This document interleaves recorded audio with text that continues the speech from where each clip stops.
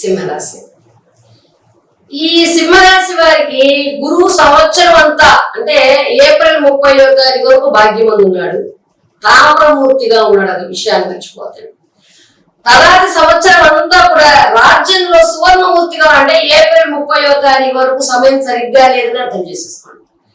శని సంవత్సరం అంతా సప్తమంలో ఉన్నాడు, ఎలాగా లోహమూర్తిగా ఉన్నాడు.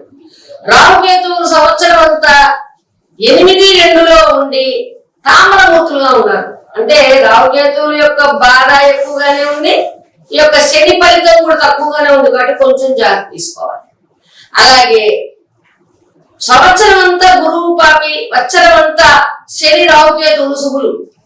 ఈ సంవత్సరం ఈ యొక్క సింహరాశి వాళ్ళకి చిరాకులు ఎక్కువైపోతాయి, రుణం ఒత్తిడి ఎక్కువైపోతుంది, తర్వాత ఏం చేయాలనే ఆలోచనలు ఎక్కువైపోతాయి.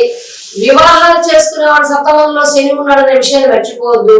దొంగ సంబంధాలు వచ్చేస్తాయి, వాటి ఇష్టపడి చేసుకునేవాడు ఆలోచించేయండి, లేదంటే కోర్టులు కేసులకు వెళ్లాల్సి వస్తుంది. కాబట్టి ఈ సంవత్సరం అంతా కూడా విద్యార్థులు కూడా చంచలమైన మనసుతో ఉంటారు.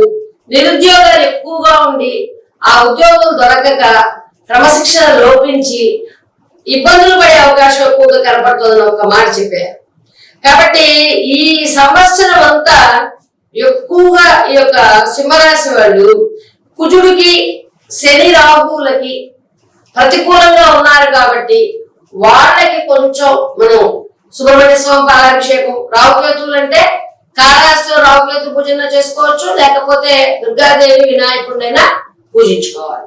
ఇలా చేసుకుని ఎక్కువగా విష్ణు సహస్రనామాన్ని, లలిత సహస్రనామాన్ని చదువుకుంటూ ఎవరికి ఏ దేవుడు అయితే ఆ దేవుడి యొక్క నామాన్ని బాగా పఠిస్తూ నారసింహుని యొక్క దర్శనాన్ని చేసుకుని మీరు ప్రతి శనివారం కొంచెం పిండి దీపంగా పెట్టుకోగలిగి జాగ్రత్తగా ఉండగలిగితే సింహరాశి వాళ్ళు చాలా బాగుంటారు.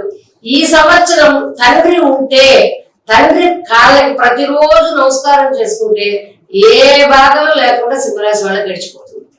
అలాగే తండ్రికి మీరు ఉద్యోగాలు చేసిన వాళ్ళైతే తండ్రికి ఏదైనా బహుమతి ఇవ్వడం, తండ్రి ఇలాంటి వాళ్ళకి పెదనాన్నలకి వాళ్ళకి బహుమతులు ఇవ్వడం, వాళ్ళకి మంచిగా ఆహారాన్ని పెట్టడం, వస్త్రం లాభం, అలాగే ఏదైనా బంగారానికి సంబంధించిన వస్తువులు ఇవ్వడం చేస్తే మీకు ఒక్క బాధ కూడా ఉండదు.